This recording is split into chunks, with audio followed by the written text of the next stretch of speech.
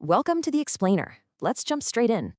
Today, we're digging into something incredibly universal, something almost all of us do every single day, and we're going to completely flip it on its head. We are talking about the daily commute. For most of us, that transit time is just a dreaded necessity, right? A frustrating, exhausting gap between where you are and where you absolutely have to be. But what if we could actually learn to enjoy the commute? What if we could transform that daily, dreaded transit into a scientifically backed recovery ritual? Well, that's exactly what we're going to unpack today.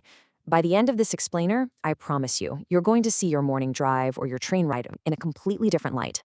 Okay, let's dive into this because for a lot of us, the answer to the question, is your commute ruining your workday, might unfortunately be a resounding yes. It's a visceral pain we all know, right? Sitting in absolute gridlock traffic or being packed shoulder to shoulder on a crowded subway car.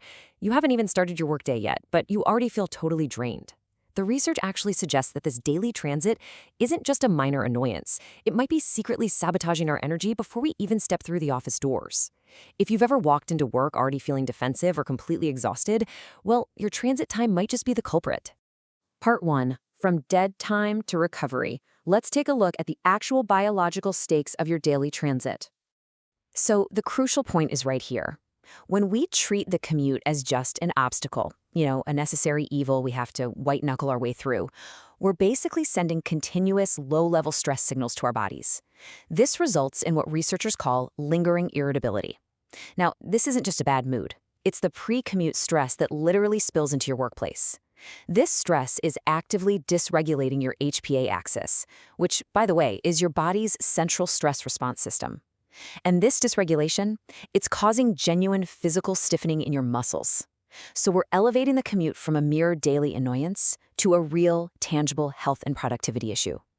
When your HPA axis is totally out of whack because of how you commute, your biological baseline for the entire rest of the day is compromised. But here is where we need a complete paradigm shift. We have to move away from the old way of thinking, treating the commute as a passive chore or just dead time. That's the myth of wasted time, and it's exactly what makes us miserable. Instead, we can choose to step into an empowering reality, viewing the commute as an intentional ritual. When we make this shift, we actually begin to enjoy the commuting. We take that wasted time back and use it to literally reset our biology. To do this, we've got a 3-part transformational toolkit derived directly from the research. Tool number 1, the auditory reset, and how to disrupt that carryover stress. Your ears are actually, they're one of the most powerful tools you have for hijacking your body's stress response, especially when you're trapped in a car or a train. So you want to be super intentional about what you're listening to. The research indicates that listening to calm, familiar music or engaging podcasts is highly effective. Why? Because it disrupts the carryover of any pre-commute stress you might be dragging out the door from home. But here is the absolutely fascinating part. Doing this creates what's known as a sensory anchor. A sensory anchor physically stops your mind from wandering into anticipatory stress about the workday ahead. So instead of your brain spinning out of control thinking about that massive 10 a.m. meeting, your sensory anchor keeps you present, grounded, and actually enjoying the moment. Tool number 2, movement snacks on transit. This is all about subtle physical engagement. Now, you might be wondering, I'm crammed on a bus. How on earth am I supposed to move? But listen, this isn't about doing jumping jacks in the aisle. It's about actively combating the physical toll of sitting in confined spaces through really subtle physical engagement. Imagine you're sitting on a crowded public transit line. Step 1, you just focus on your toes. Tense them up and then actively release them. Step 2, you slowly move upward, from your toes to your calves, your thighs, your core, right up to your shoulders. It's a tiny, relatable micro-narrative of progressive muscle relaxation that you can perform completely under the radar no matter how packed that train is or how painfully long that traffic light lasts. Remember how we defined lingering irritability earlier? How it causes our bodies to physically tense up? Well, by practicing these movement snacks, even just through simple shifts in your posture, you actively prevent that physical stiffening associated with stress. You are literally releasing the hidden tension built up in transit. You're telling your nervous system, hey, we're safe, we're comfortable, and we can actually enjoy this ride. Let's move to and see how this builds into our third and final tool, reframing your transit as the buffer zone to master the cognitive shift.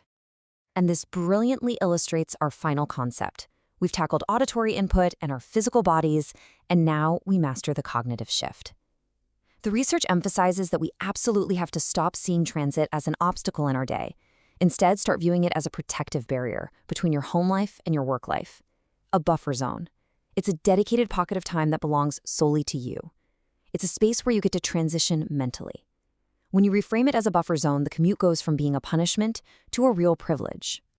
So how do we actively use this buffer zone? It all comes down to the number 3. This is the key to a highly actionable technique called the gratitude check-in, which you practice while you're sitting right there in your buffer zone. The gratitude check-in works like this. During your commute, take a moment to identify exactly 3 things you're looking forward to or 3 things you feel proud of. That's it, just 3. Why does this matter? Because actively finding these 3 things literally primes the brain for positive interactions the exact second you arrive at work. You aren't walking in defensive, you're walking in empowered. By doing this gratitude check-in, you're utilizing that buffer zone to ensure you show up as your absolute best self. So, we've covered the auditory reset, the movement snacks, and cognitive reframing.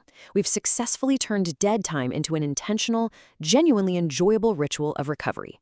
So I have to ask, how will you use your buffer zone tomorrow? You now have the tools to completely reclaim control of your commute time. Will you listen to that calming podcast? Will you practice a gratitude check-in on the train? The choice is entirely yours. Thank you for joining me for this explainer, and I really hope you actually enjoy the commuting tomorrow morning.